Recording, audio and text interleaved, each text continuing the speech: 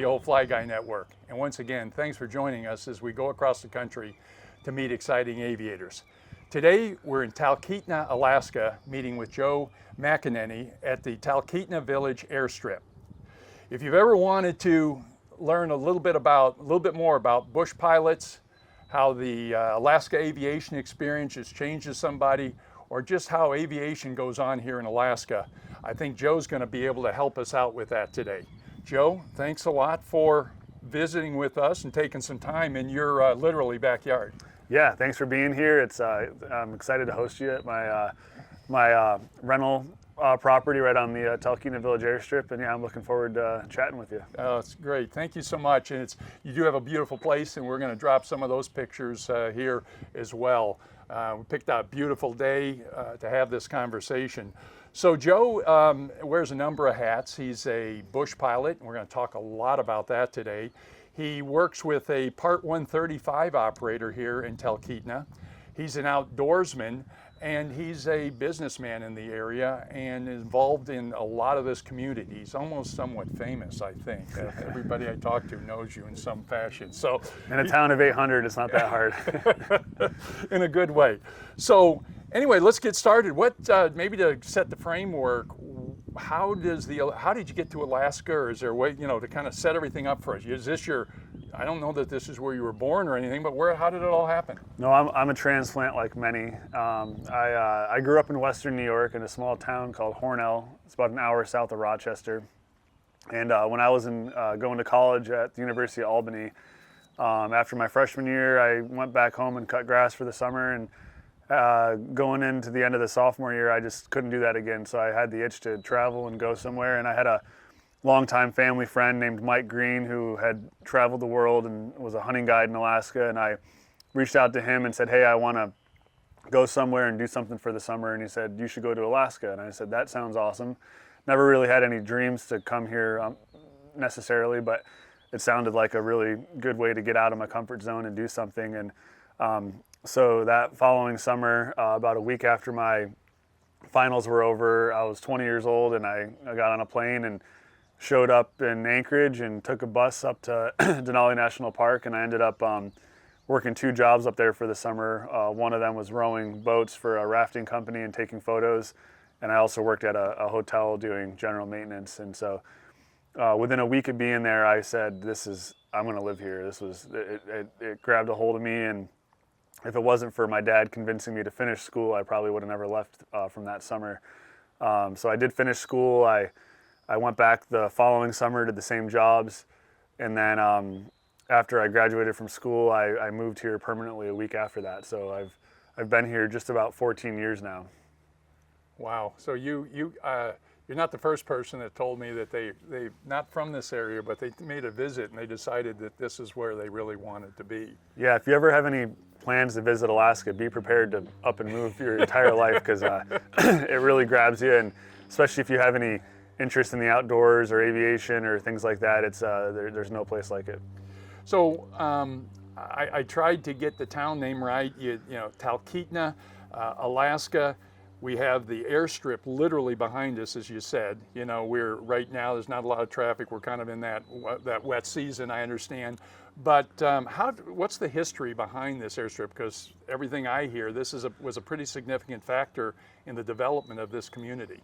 Yeah, so in the early 1940s, when FDR was president, he had set aside a bunch of different lands, I believe in Alaska and other states, to essentially for different uses, and some of those uses were for airports or for airstrips, and so this property fell into that category.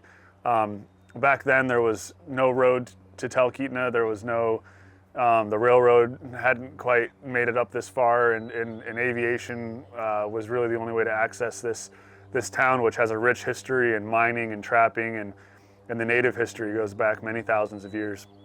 So when FDR when this land was set aside, it became BLM property, and by executive order, it is set aside as an airstrip. It has an indicator. It's AK-44 is the airstrip indicator, and has a very rich history in bush flying and in aviation. Some really famous aviators operated out of here early on, Don Sheldon, Cliff Hudson, and some others. And eventually I believe it was in the 1970s is when the state airport was built, which is just about a half a mile to the east here. You can hear the airplanes taking off from there. Yeah. And when that was opened up, and that's a much larger paved runway, a lot of the operations, commercial operations, sort of moved over there. But ever since its inception here, this airstrip's been pretty active, and we get anywhere from probably 400 to 800 different airplanes that land on this strip every year. In the wintertime, it's operated as a ski strip, and it's about 1,800 feet long. It's grass and gravel, and you'll see a lot of Super Cubs and a lot of 180s and a lot of small bush planes that operate in and out of here. Yeah, I would imagine back in the day, many of these homes and stuff that were along here, these were maybe commercial operators to get people in and out. Was this the focus before the other airport came in? Yeah, so there's actually this house here that we're set up at that I now own was built in 1983, and it was built by a man named Rob Holt, who was a commercial hunting guide. So he was a hunting guide, and he had a Super Cub and operated out of here, and he had his own little 135 operation as well. But going back to like the real kind of the big commercial operators, Don Sheldon and Cliff Hudson were the two main guys. And if you kind of look through the trees over there, you can kind of see that red hangar. And that was Don Sheldon's hangar. Oh, okay. And before all the hedge was put in and the end of the airstrip was kind of closed off, they used to just taxi their airplanes straight through, and they would taxi him onto the main street and park in there. He lived on Main Street in a small yellow house over there. And there's photos of him parking his planes right in his yard over there, and airplanes would be taxiing in and out on the streets, and that was his hangar over there. And that's the only hangar. There were other hangars on the strip at times that have now since been moved, but that hangar was donated by the Sheldon family to the town of Talkeetna, essentially to the Denali Arts Council, and is now it's an arts hangar. So it's kind of the heartbeat of the arts culture here. So we have concerts and plays and all kinds of entertainment there for the community. Oh, wow. I mean, there's just history all over. When I look at it, it seems fairly straightforward, and right now a little bit quiet, but back in the day it must have been quite an operation, and really, like you said, the lifeblood to keep things in and out of here. Yeah, I think in the 60s and 70s this strip was really bustling this time of year. We're right kind of the climbing season's really getting kicked off, and Talkeetna is sort of the launch point or the base camp for all expeditions into the Alaska Range. The Southside Ranger Station is located just about a quarter mile to the north here in town.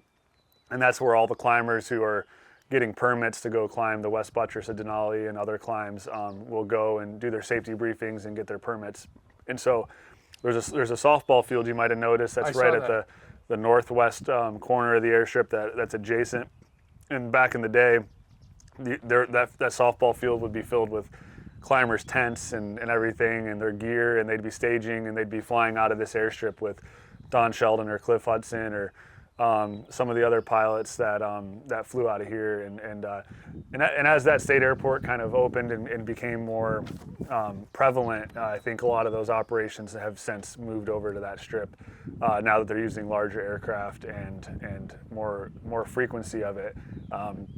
This strip is now used primarily it is a public airstrip, but it's used primarily for just people enjoying aviation. You'll see a lot of people coming up from Wasilla or the Valley or Anchorage with their family and parking and grabbing a burger or something. It's a very short walk to town. So it's a really cool airstrip. It's got some unique things like the Fairview Inn, which is the historic bar in town that's over 100 years old. The windsock for the strip is located on top of the bar.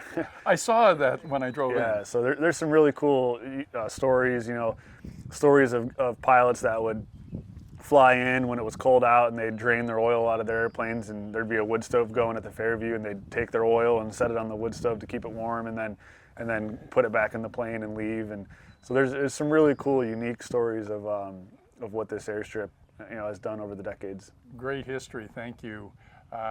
Speaking of Denali and your other hat you wear with your work with K2 Aviation, tell us about that. How does that, well, I'm not sure if I want to hear that first or I want to hear how you started flying. Heard how you got up here and you were working rafts and stuff, but maybe we should start there. How did you then decide, I'm going to start flying?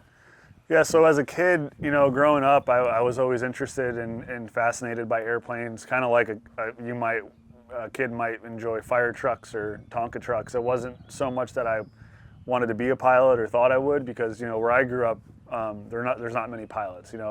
I don't even think I had a friend who had a dad or a mom that flew for the airlines or anything. It was just sort of, I think growing up in the town I grew up in, being a pilot is sort of this elusive thing, sort of like being an astronaut. You don't really know anyone who does that, and it kind of seems like something that's unobtainable just because you don't know anything about it. I just thought airplanes were cool, so that was always kind of in the back of my mind. And then when I came to Alaska for the first time, as you can see, you can't go more than 5 minutes without seeing a small airplane in the sky or driving by a strip. Or driving by an airstrip or seeing a bunch of airplanes parked on the side of someone's house or something. So it was just such a prevalent thing. And then after living here for a few weeks, and I got to go on a scenic tour in the Alaska Range through my work, and that changed my life. And I thought, wow, I want to do this. I want to fly. And I never thought I'd do it as a job, but I that first summer in Alaska, I would drive up to Fairbanks, and I took about 5 hours worth of flight lessons in a Cessna 150, and quickly ran out of money and realized it was pretty expensive.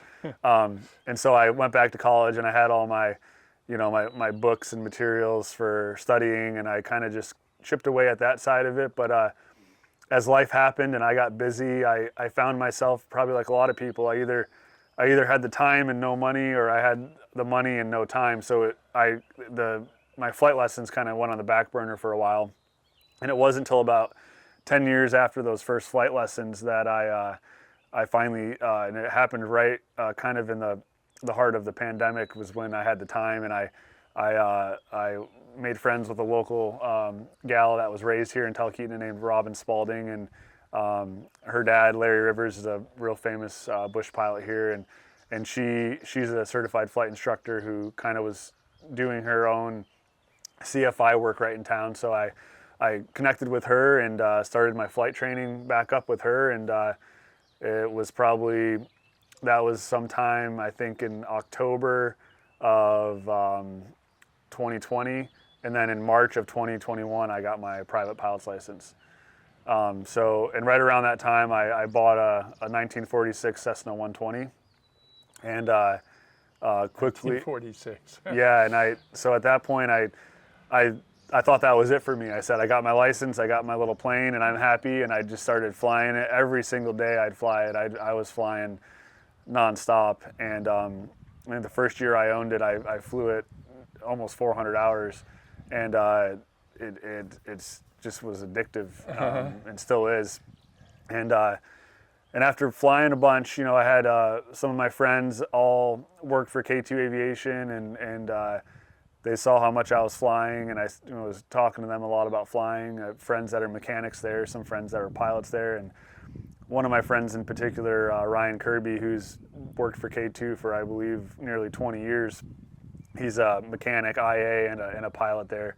He said, you should come fly for K2. And I said, I don't know, man, like that doesn't, I at this point I had been self-employed for 8 years, and I said, I don't know. I said, I don't think I'll ever have a job again, really, like a real job. And but then the more I thought about it, I said, that would be super cool to work with my friends and get to do that kind of flying and fly the super cool airplanes that they have.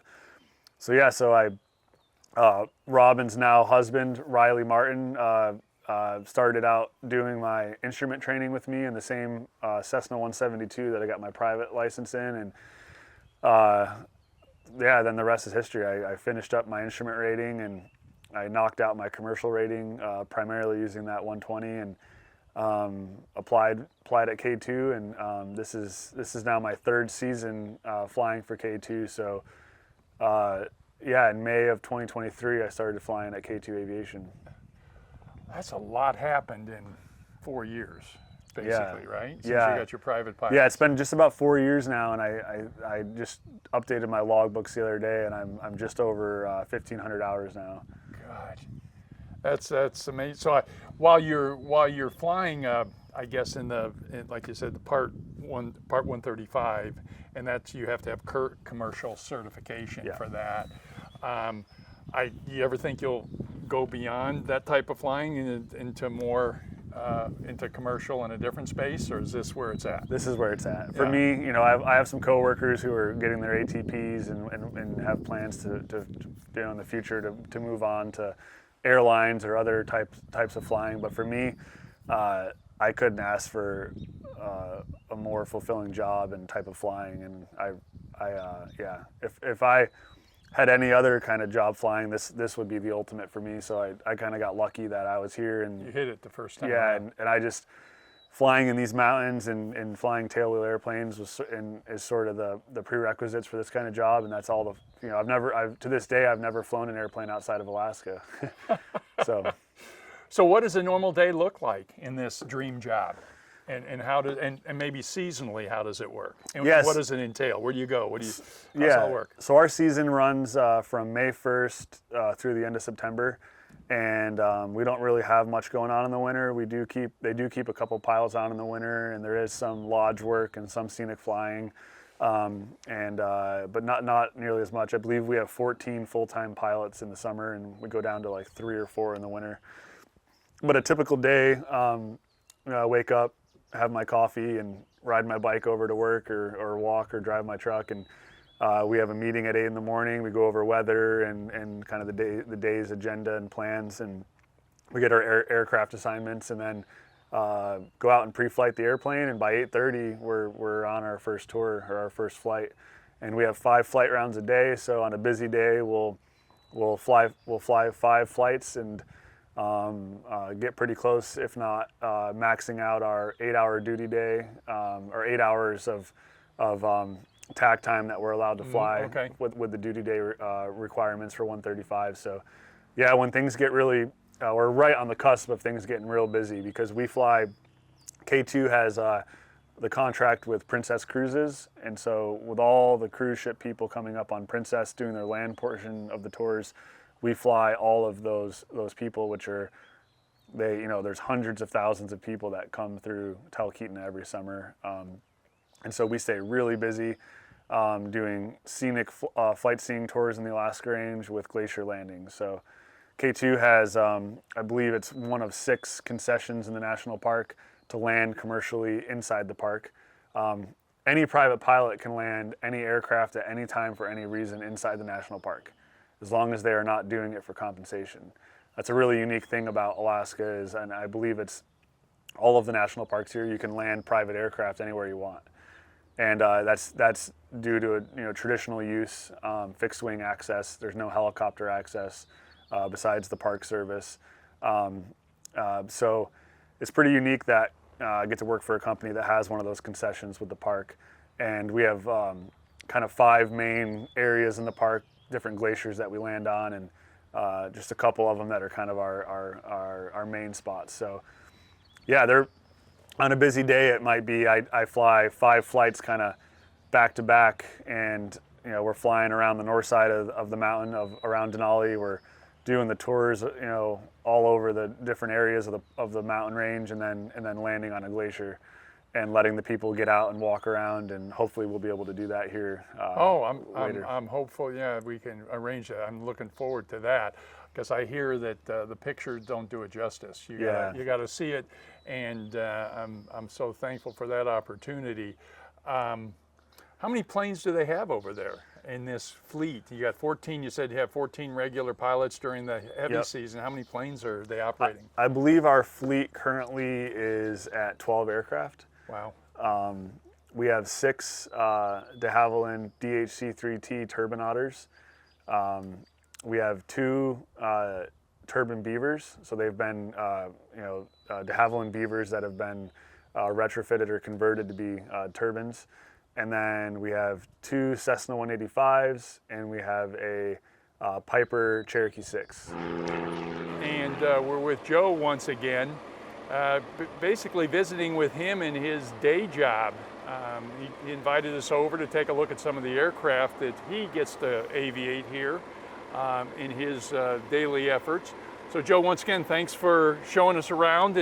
And what do we have here? What is this? One of the aircraft of K2? Yeah, so this is kind of our most coveted aircraft. We have 6 of these. This is a de Havilland DHC-3T turbine otter.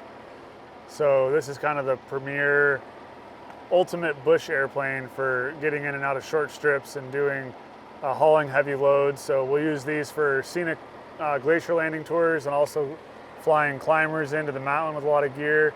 And we'll also use them, all the seats can come out and you can put full sheets of plywood and 12-foot long lumber in there, and we'll take materials to remote lodges and people building cabins and stuff like that. But we have 6 of them, and they were all built in the 1950s and 60s by de Havilland, a Canadian manufacturer. And a lot of these were built post-war effort, and then were actually were consigned and built for the U.S. Army. And a lot of these were actually, some of our fleet, I don't know if 636 was one of them, but there was a handful of our otters here that were actually flown in Vietnam. Oh, really? During the war, yeah. Well, I guess they all got new paint jobs because they all look extremely new. Yeah, they're that old. They're really well maintained, and over the years, some of these planes have, since well before they were in K2's possession, some of them have been bent up or wrecked and been rebuilt, as most aircraft that are, coming up on 80 years old. But yeah, the paint jobs, all the engines have been retrofitted. These were not the original engines that the planes had.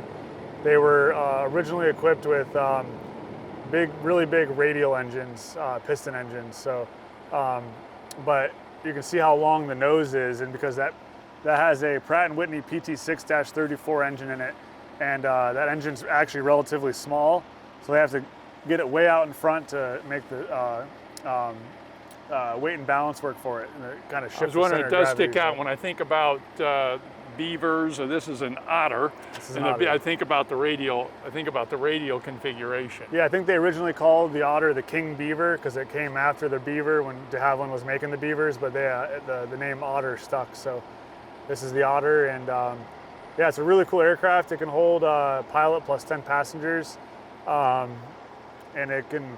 If you're light with half fuel, it can take off in 200 feet. Oh my God! Oh my God! Yeah, like I said, it looks in great shape, and it looks like a workhorse, like you said. Yeah. And to be able to take U plus 10 up there or cargo to really remote spots. And right now, you got the skis on it because of you're taking this up and landing on the glacier, correct? Yep. Yeah, we pretty much run skis year round, wheel skis. And so these are hydraulically actuated wheel skis. Obviously the skis are up in the air right now, so we can take off from the pavement here.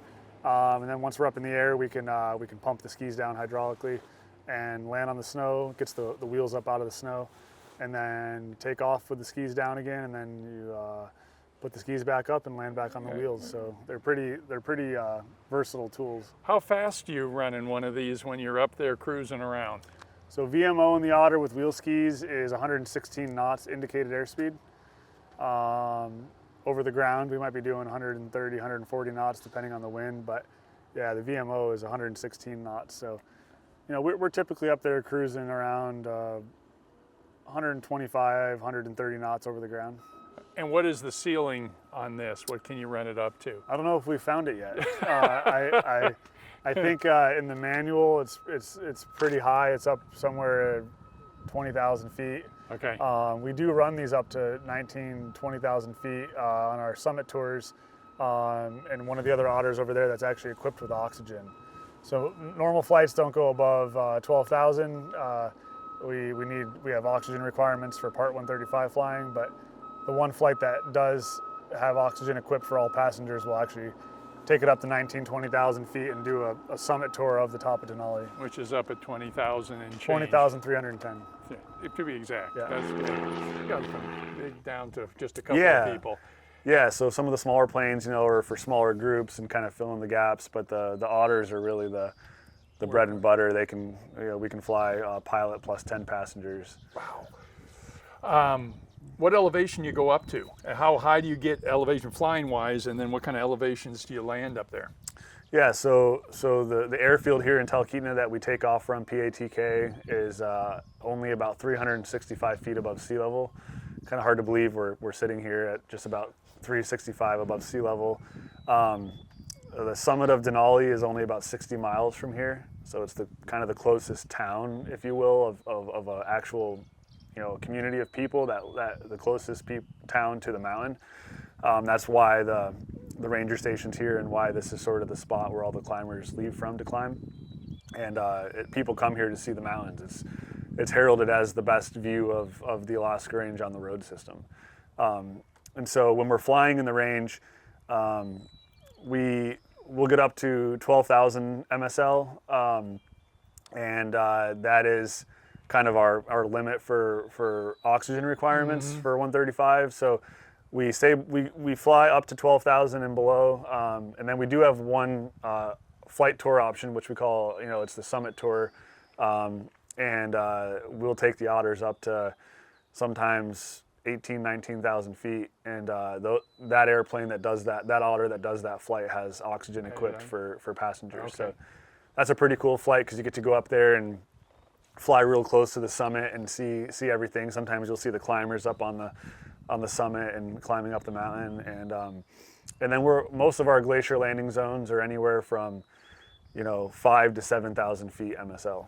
Okay, and is there a lot of, when you're up there and you have not only your own fleet coming and going, but other fleets, does it get a lot of traffic? Yeah, it can get really busy, and we have the different air taxis in town have a really good relationship with each other. We all know each other, and we have some unwritten and some written rules on traffic flows and different altitudes and reporting.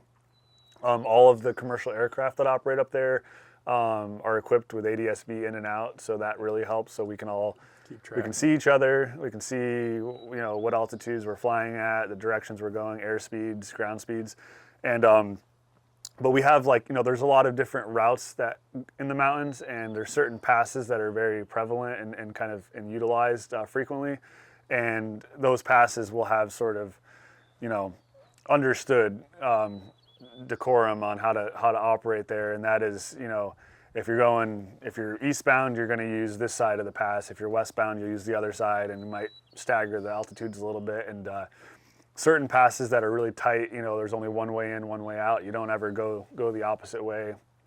Some of the dangers or the concerns can be, sometimes private pilots operating up there as well that don't know these rules, and that might be their first time up there, and they're just in awe, and they're flying around, and they might even be on the wrong frequency. So we're always looking for bogeys, and it's we play nice, and we try to look out for them and help people and give them information if they're not sure. But as far as the core amount of the traffic, which is the air taxis that are operating, we all have a pretty good idea and do a lot of training based around how to operate safely.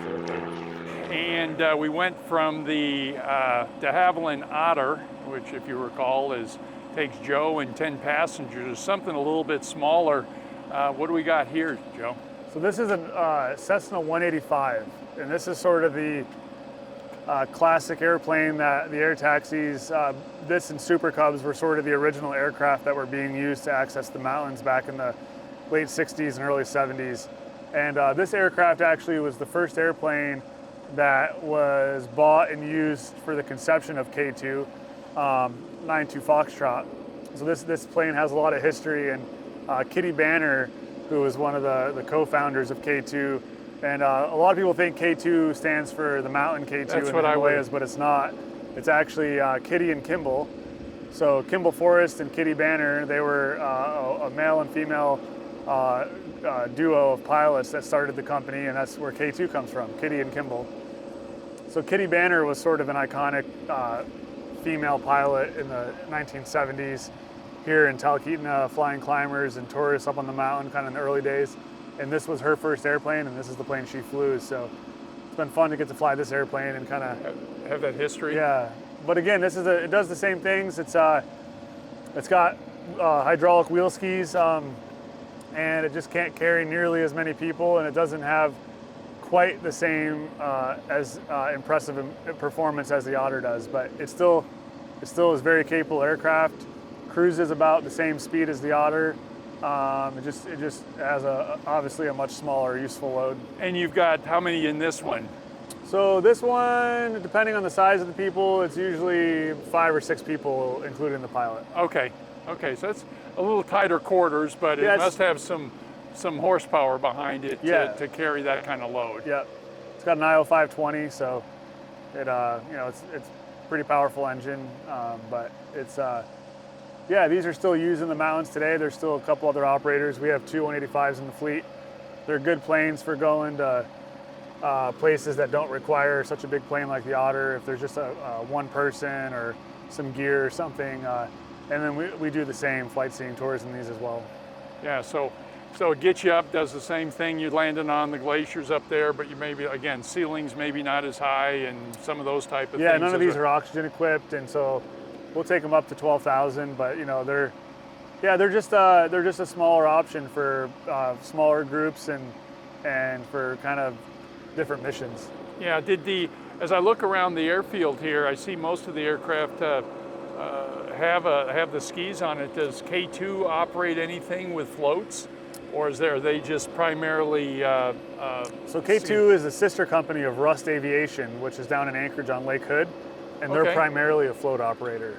So they operate out of Lake Hood, and they do a lot of float operations, do bear viewing down in the different southern parts of Alaska.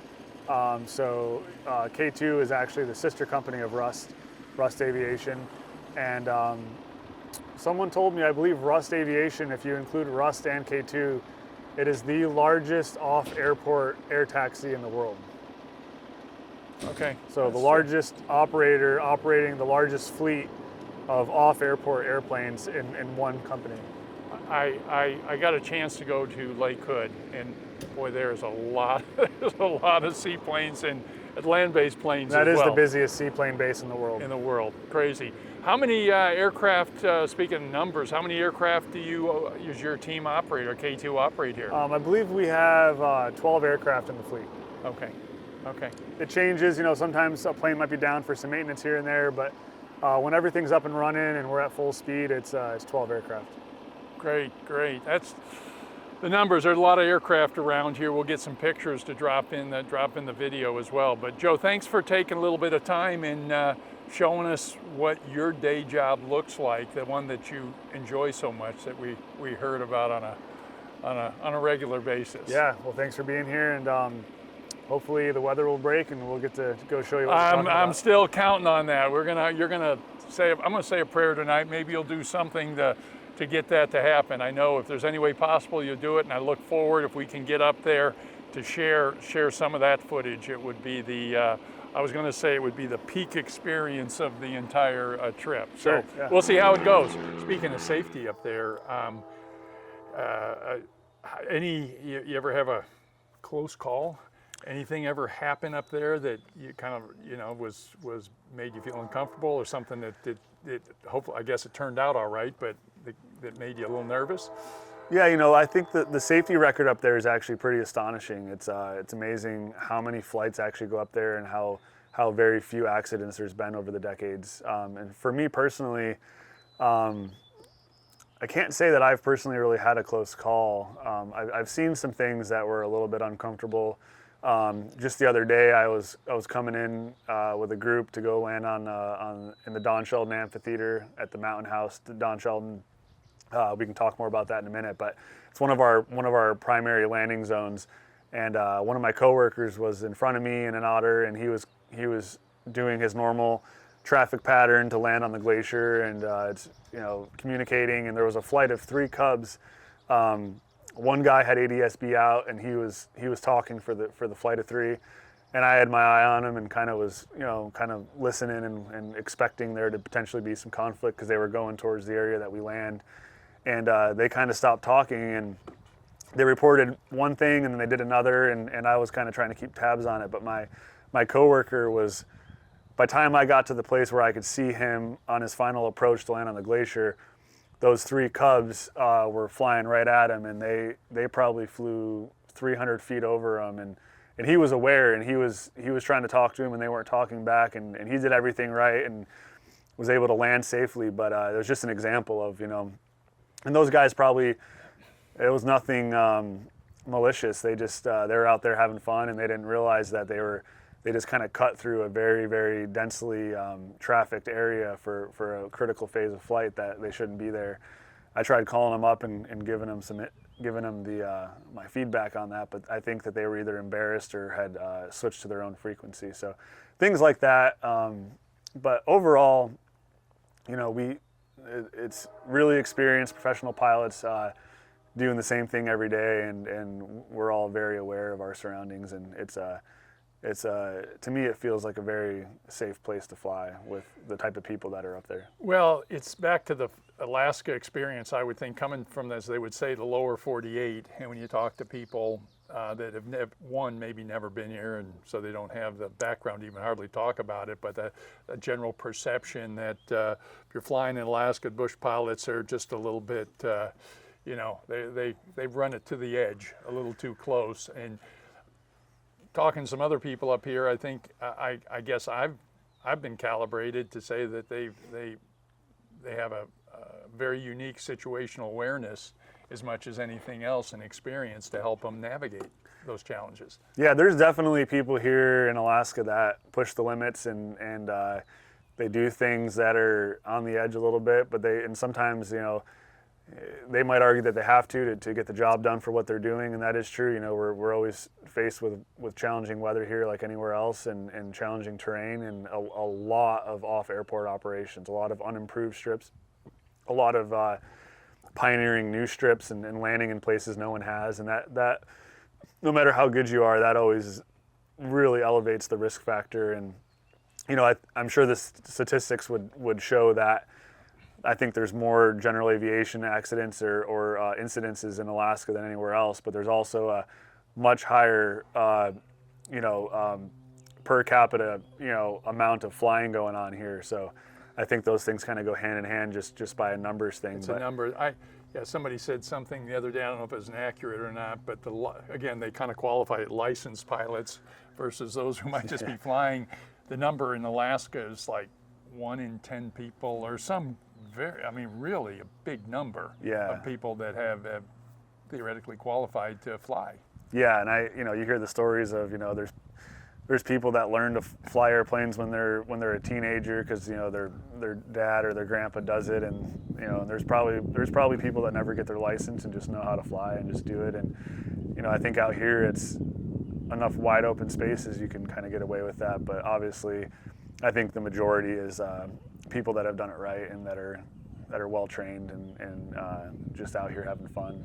Yeah. But in the world of 135 here, it's a pretty serious thing. There's the regulations are pretty serious. The training is serious, and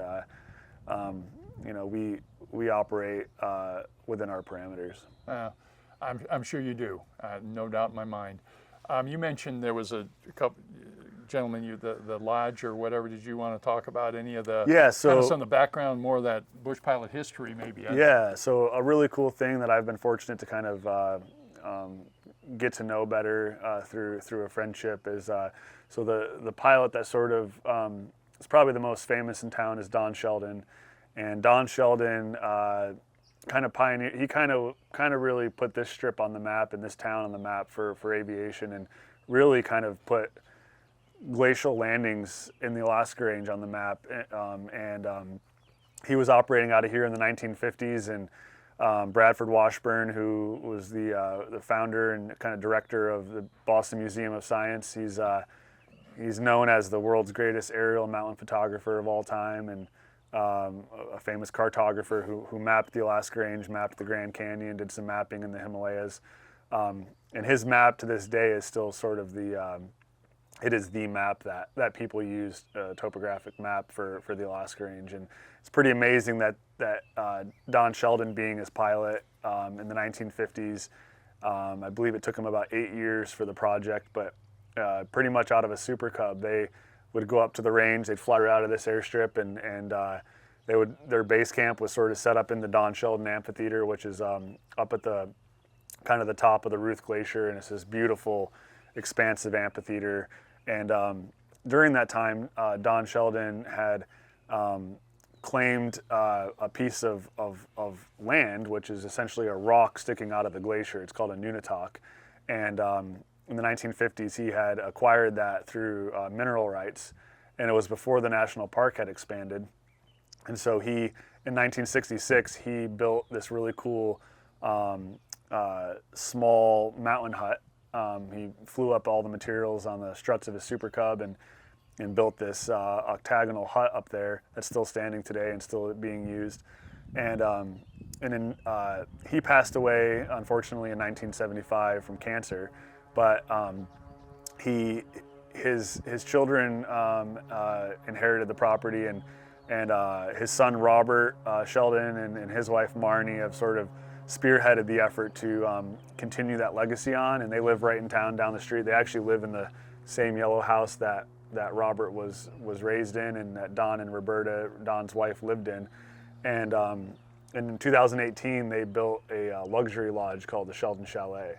And so on that same piece of rock, they built a larger structure that is now serving as a luxury lodge that people from around the world come to and enjoy, and they get to stay up there with a chef. And they actually, outside of the Park Service, they're the only people that can land helicopters in the national park, because they have a 5-acre piece of private land, which is called a holding inside the national park, and they can land helicopters on that property. To bring supplies and stuff in? And bring guests, and yeah. And so in 1980, when the park had expanded through Anilka, it actually encompassed that piece of land, but since the family had the rights to it, it became a holding inside the national park. And there's a few other instances where people in different national parks have holdings inside the park, which is pretty cool, because they essentially have a piece of private property inside a national park.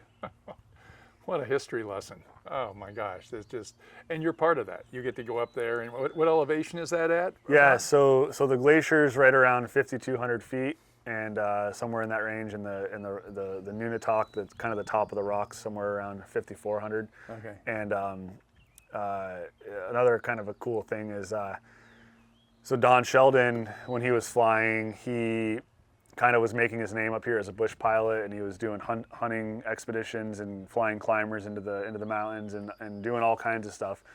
And in the 1930s, late 30s, early 40s, Brad Washburn was actually coming up as a young man with National Geographic and doing expeditions out of Valdez with Bob Reeve, who there's a book about him called Glacier Pilot, and he was the first person to ever land an airplane on a glacier. And he did it out of the mud flats in Valdez. He had an old, I believe it was an old Fairchild, old some kind of an old aircraft that he actually took the aluminum off of some bar tops and fit them into some skis and took off out of the mud flats, and then was landing on glaciers down in the Valdez area. And so anyway, Brad Washburn was flying with Bob Reeve, and he said, "Hey, I need a pilot to fly me around and up in the Alaska range. He's gonna map the range and do some expeditions up there." And he said, "You got to talk to Don Sheldon." And so Bob Reeve was the introduction for Brad Washburn to start flying with Don Sheldon, and kind of a fast history. Don Sheldon ended up marrying Bob Reeve's daughter, and that is now Robert's parents. Robert's parents was Don Sheldon and Roberta Sheldon. So Robert's father is Don Sheldon, and his maternal grandfather was Bob Reeve. So the aviation history is quite rich in the family, and it's been really fun to get to know that family and kind of, I guess in my own way, be a small part of the ongoing story. And I get to go up there every day and land up there, and it's been really fun. And share that same, everybody that's listening has just got a complete history lesson of how some of that started, and what to think about what those guys were doing back in the day too, with the equipment they had and whatever. It was probably pretty basic. It's hard to consider myself a bush pilot, because I don't nearly do the types of things they were doing. I do go and land off airport and go fly in the bush, but the things that they were doing, if that's the definition of a bush pilot, that's definitely not me. So I consider myself fortunate to get to do to go see the same things they saw and land in some of the same places, but when it comes to the equipment and the means they had, they did so much more and really innovated and kind of pioneered the what that means to be a bush pilot. And they were just hanging it out there and just doing stuff that, yeah, it would make me pretty nervous to do now. But yeah, either way, it's I feel fortunate to go, like I said, to get to see those same. When I fly through a certain pass or land somewhere, I'm like, these guys were seeing the same things and doing the same stuff, and I get it. I understand why you see it. That's a true sign, your respect for their achievements and what they brought to your life, actually. Yeah, absolutely. And many others. Tell me I don't know if there's a quick story or not, but the Mount McKinley, Denali is, what do we call it? Denali. We call it Denali. Yeah, okay. we don't call it McKinley. Okay. Well, that may be a government thing that they say, because isn't it officially government-wise now, or? Yeah. So it's to me, it's not even a political thing. I think it's a respect thing. I think, no matter what you enjoy in politics or what you believe in or what you prescribe to, I think it would be a disservice culturally to not recognize native namings of things, especially something like Denali that had its name given to it thousands and thousands of years ago. It's not like someone named it Denali 200 years ago, then 100 years later someone wanted to officially rename it.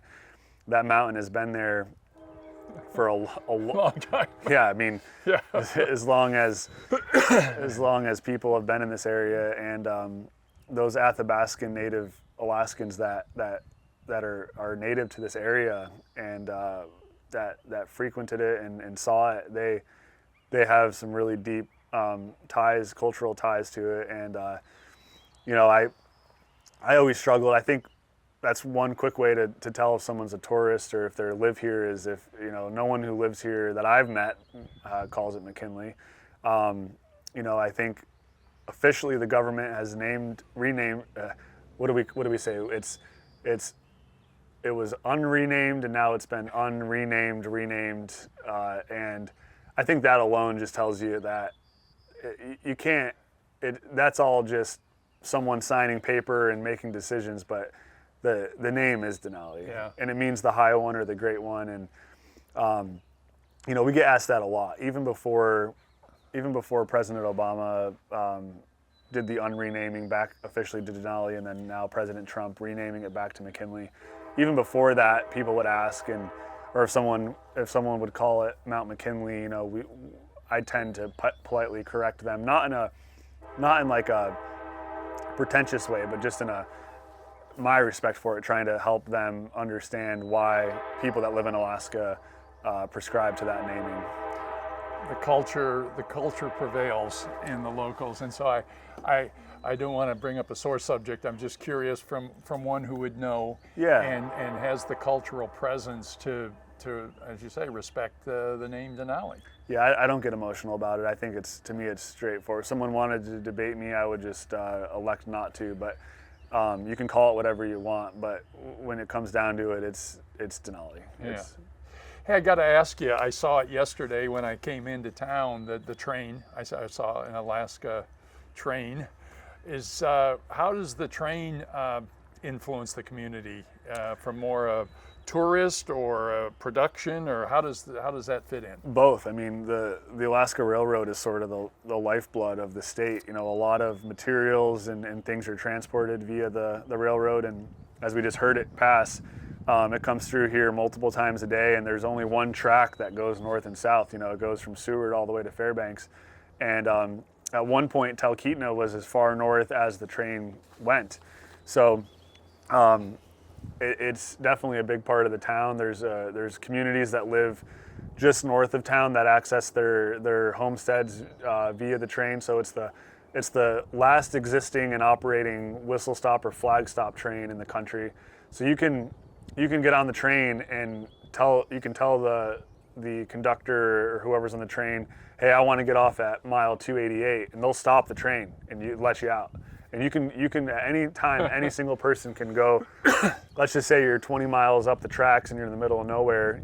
You're on a rafting trip and you decided you're done and you pull off out of the river and you walk to the tracks. You can flag the train down and it'll stop and pick you up. It's amazing. No I questions heard a little bit of that same story, or read it somewhere when I was down in Anchorage, about the train, and that people access their homes. You know, that's how they come and go. Yeah, and there's a popular, I think it's, what is it, Railroad Alaska. There's some reality shows around it, and we've seen the film crews here throughout the years, and it's pretty fascinating. But there's also a big chunk of tourism that utilizes the train. They have Princess and some other cruise companies have their own train cars with full glass tops, and it's a really beautiful way to get around, get through the state, and get off the road system and just see the nature via the train track is a really cool way to do it. That's one of probably the list that I'm not going to get a chance to do it on my visit this time. But when I come back to see us, I want to do the train. And the other bucket list, clearly it was on my list, but I'm going to move it way up, is get my tail dragger certification. Yeah. Because I just am, you said it earlier, just on my way in travel, you can't go, doesn't seem like any distance. And there's another strip, there's hundreds of planes. I mean, while many people think of that's their car, Absolutely, people get around. I was visiting with an aviator yesterday, and he said, I've got a friend coming over. I thought he was driving over. Next thing you know, he just comes and lands, and they do. And so it's such a different culture in how you use it. It's fun. It's a tool. It's it's so many things that a plane becomes up here. I've just learned so much about it, and I think it's. I'm hoping others, when they see this, or might get a little bit of a bug to look into it a little bit more, because the culture of aviation, how it's weaved into the fabric of Alaska is significant. It's a way of life, really, and I think before the road systems were really in place, aviation was the only way to get around in this state. And I think even with the road systems now, it's such a big state, and the driving distances are so long that and the roads don't go everywhere. There's tons of communities and in places that you just can't get there by road, so you don't really have any other option besides fly yourself or have someone else fly you. So it's I think there's definitely the fun aspect as always, but I think in Alaska, there is an actual, real, legitimate utility and tool aspect of it that a lot of people use it for. Yeah, we can hear planes going around us the whole time we're sitting here talking. Ever bump into anybody famous that comes up for any of your tours? I'm just curious. You get a lot of people coming and going. Yeah, what was it, 3-4 years ago, I was going to dinner at the place I go to almost every night, the Denali Brew Pub, and we walk in there, and Julia Roberts was sitting at the table, and it turns out here we go. We got a little. This is real life. I like this. That's a Helio Courier. Yeah. Is that one of yours? No. Oh, okay. No. So, we're probably, the day's starting to warm up and get nice. So we're gonna have airplane noises probably this whole time, which is authentic. Adds to the theme.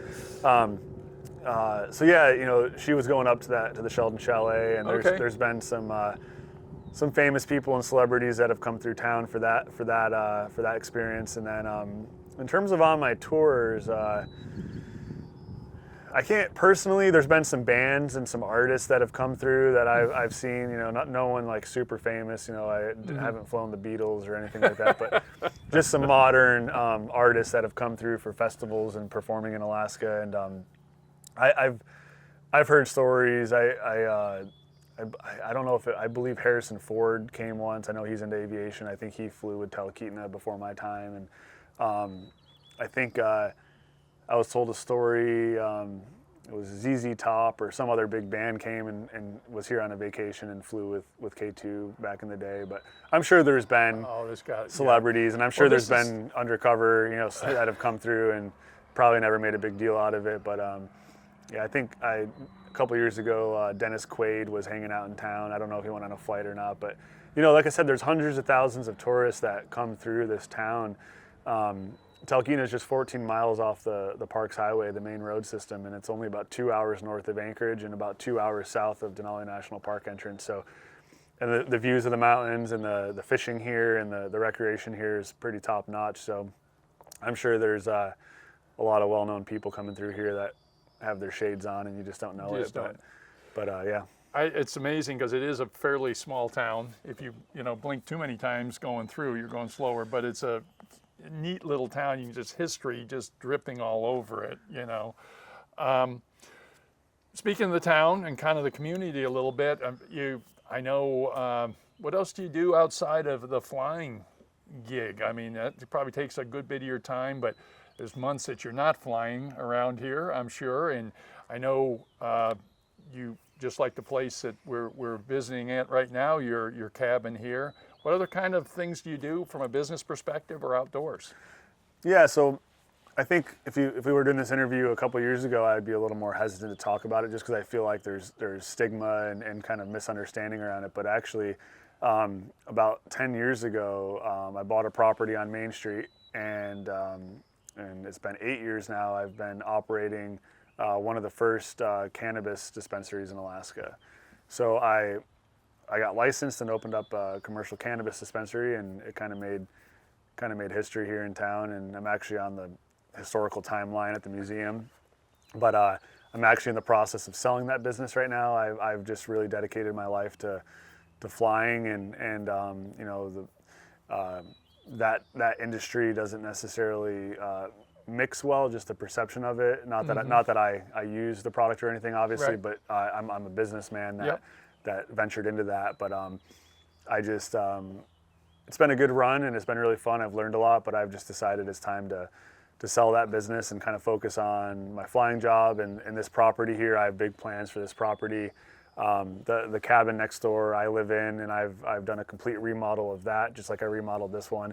So I've gotten a lot of my spare time is remodeling my property and adding to the property, and I have plans to build a timber frame hangar right here in the yard. So this property will serve as a wedding and event venue. So I hosted a couple weddings last summer on the airstrip, had people fly in and park, and it's just a great location too for that, and it's close to town, and there's really a need for a venue or an event space like that. So that's kind of what I'm going to be doing next is kind of going full steam ahead with building my hangar and really focusing on this property, because I'm actually now the airport manager here of this airport, and I'm the president of the Talkeetna Airmen's Association. So this airstrip, obviously I live here, and it's kind of right literally in my yard. So I take a lot of pride in having the torch passed to me to help keep this historic airstrip open and safe and operating.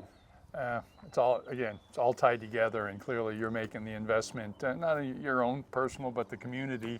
And I think we're kind of on the springtime here, so I see, things are starting to pop, and I bet it looks a month from now it'll look, a lot greener and quite a bit different. Even though it's very, very beautiful, I think it just gets better from here. Yeah, it changes really quick. I mean, these trees are, 2 weeks ago there wasn't a single bud on the tree, and now things happen fast in Alaska. Summer comes fast, it also goes away fast. Yeah. But as you know, and sounds like you've interviewed a few other people on your trip so far, and it's hard to sit down for a few hours this time of year, and today is actually one of my days off right now, and so it's a good timing. But I have endless yard projects and other things to do, and that's kind of how it happens in the summer. We're in the depths of winter. We're kind of we do recreate a lot, but it's you can't really work on your property or do anything too much outside. So as soon as the snow's gone and everything starts warming up, we're go. You've demonstrated that, and I truly appreciate you cutting a little bit of time out. Is there any, we talked about a great journey here, a lot of information about the whole bush pilot and just the area in Denali. Anything that you would, if there was a life lesson or a kind of a thought that that Joe lives by in his Alaska experience? What might that look like? Give us something to think. What is your compass? What do you think about? What comes to mind off the bat is sort of my friend that I mentioned earlier, Mike Green, who is a family friend who kind of really was the catalyst for me happening upon Alaska. Really changed my life. I mean, really in a really big way. I mean, it really changed the trajectory and then everything that I do now.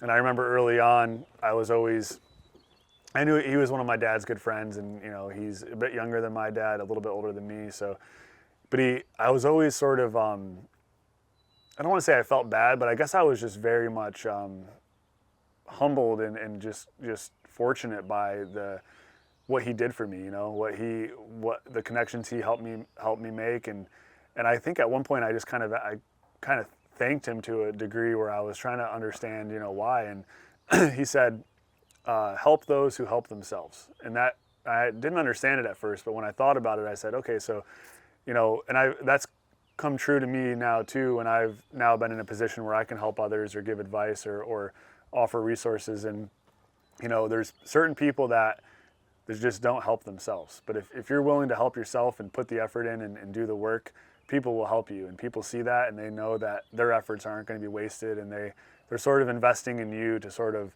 even if it's not a financial reward for them. I think that's what humans are, right? We like to help each other, and if you see someone, if you give them a little bump, and then they change their life and they're off and running, that's a pretty cool thing to see. And I think I'm just now starting to get to a place where I've helped some friends and some family like that, so yeah, I think that's something that's always stuck with me is if you're willing to do the work and you're dedicated and you're passionate, all the opportunities in the world will come to you, and there's going to be people that'll help you, and it's all about making connections. And this state is such a small, big state, and the amount of people that I know now and the resources I have through different expertise and wisdom, I'd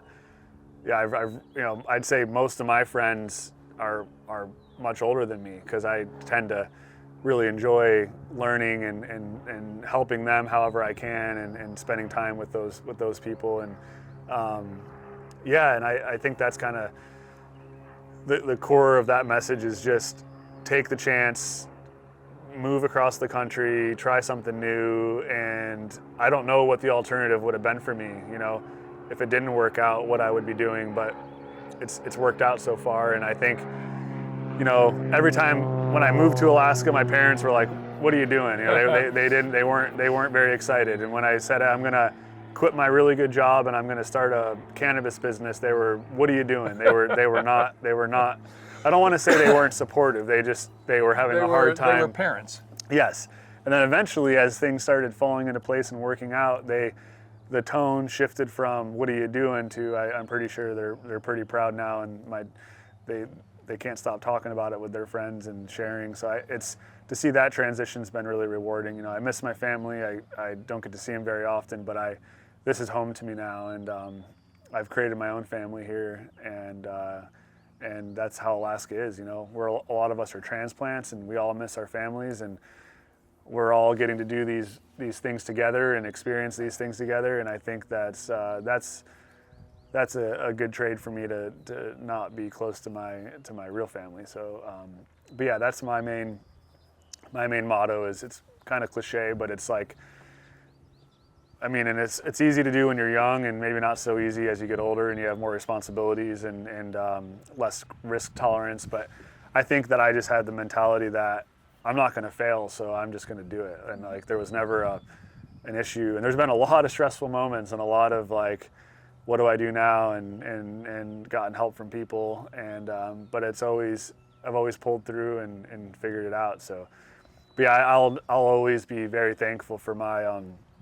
capacity to take risks and chase whatever I've been passionate about. And I think that's Alaska is the ultimate landscape for someone to do that. It's a lot of opportunity here. It's behind the times compared to other industrial and commercial areas in this country, and if you're willing to live here and put the effort in and do something, there's a lot of opportunity here.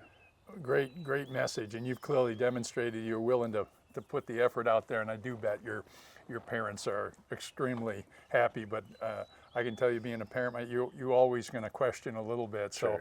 So in hindsight, you probably still appreciate that a little bit, but I am sure they're very pleased with your success. Yeah, they still to this day, you know, certain things they'll kind of quit, and I say, hey, you know, it's worked out, and I it's a different relationship now where I think they have the trust and the faith that when I do something, it's gonna put my mind to it, it's gonna work out. So less stress for them. But yeah, at this point, I think, you know, they're retired and they're living their life, they're happy, and they come up and visit once a year and get to see what I'm doing and get to partake. So it's really fun for me. Wonderful. Anything else that we, you know, about the Alaskan experience, or anything else that we haven't? I mean, we could, I know, talk hours and hours, but anything else that we haven't touched on that you'd like to share with everybody about your journey? Yeah, I think, you know, originally I was just really drawn to the beauty of this state and the kind of the expansiveness and how nice people were, and I think that's shifted now to, obviously I've been here almost 14 years and I've really gotten to experience a lot of things, and I kind of know what I like to do and what I like to do with my free time, and kind of gotten into fly fishing more recently, and got some friends who are really good at it, who are really avid fly fishermen, and I get to go out with them, and there's some really world-class trout fishing around here, and all 5 species of salmon run through these rivers, and that's been really fun for me. I got to do a caribou hunt with my dad 3 years ago, and we got a caribou. I grew up hunting with my dad. My dad's really into traditional archery and hunting, so Okay. I'm actually shopping for a Super Cub right now. As you can see, the Super Cub behind us, that's my neighbor's. And the Super Cub is sort of the ultimate and premier kind of bush aircraft, you know, the most capable. To get you around. Yeah, they're just sort of the standard, you know. It's like the Ford F-150 of the. It's tried and true. They're still making parts for them, and they're very capable aircraft. So as soon as I get one of those, hopefully this summer, I think that's going to open up a lot more to me and my dad and my friends to go hunting and go do adventures. So I'm really looking forward to that as sort of the next chapter for me, is to, you know, the Cessna 120 that I had, it was a great plane to learn in. It only had an 85 horsepower engine, had no flaps, and you needed every inch of every runway you ever take off. And I definitely took that plane to some places that were probably at its maximum, but that's how you learn, and how you learn how to fly a wing, and you don't have power to get you out of situations, so you just kind of develop a conservative approach to decision making. And now that I'm flying airplanes with 750 horsepower and turbine engines, and it's amazing. It's like it's almost too easy now in terms of what it can do. Well, you learned on the basics. Yeah, but I'm really looking forward to getting that next airplane and really going to a lot of places that I've wanted to go to, that I've been eyeing for a long time, and so that gives me a lot of excitement. But yeah, you know, if any of the listeners get a chance to come to Alaska, make sure Talkeetna is on your list. And it's a really great community. Even if you're not a pilot, it's got a lot to offer. It's kind of the epitome of like what I imagine an old town used to be like, you know, anywhere else in the country before things got really populous. You know, it's a really tight-knit community. People let their kids run around unchaperoned, and everyone knows who's kid. Mm-hmm. Everyone knows who your dog is, and if your dog. You don't get away with anything. No, and it's safe, and it's, you know, if my dog goes missing, I'll get 5 phone calls in 20 minutes, and it's like, everyone's got each other's backs, and it's a really vibrant arts community, and the aviation's, I mean, and if you could go to any town and you want to go see cool airplanes and see some cool flying, I think Talkeetna is top of the list. Yeah, it's been a really nice journey to see, and I got another day or so here, and hopefully we're going to get up to Denali and put that bow on that mission too. Looking forward to that. But I want to say once again, thank you for taking the time and spending some time in your busy day I think it's just a great story. It's a great inspiration to others who, if they're on the fence about coming, and to your advice, if you come here, be ready to maybe think about staying here. Yeah. You know, at the end of the day. But so thanks so much for that. Thanks for hooking us up. I look forward to some more time we're going to spend together here and telling the story. So thank you so much for your time. So once again, thanks for joining us at the Old Fly Guy Network here in Talkeetna. We've had a great time. Make sure if you're in the area or come up the area, look Joe up. He's got some really nice accommodations, or have him take you for a flight there with K2. I'm sure he would make your trip well worth it to see the reality of Denali. And as always, make sure you give us some feedback. Let us know who else we can connect with, exciting stories like Joe to share with others. And as always, avoid the turbulence, look for those blue skies, and we look forward to having you back on the next Old Fly Guy conversation.